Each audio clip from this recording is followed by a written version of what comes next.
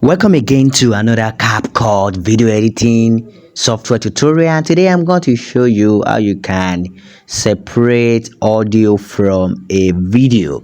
Well, there may be some situation whereby you might want to do that. So let's get started. Here is the video I want to use for the tutorial, and then I want to actually remove the audio.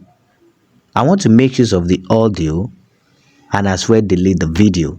Okay, so in order to do that, just click on the video and then you right click and you click on separate audio.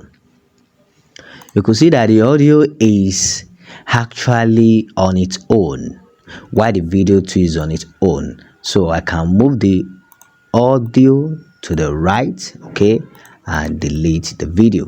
So just right click on the video and then to delete it. So the audio here will still be here, and then you can make use of it and then in your editing. I want to believe you understand. So that is how you can actually separate audio from a video, and then you can delete the video if you don't need it again. See you in the next video.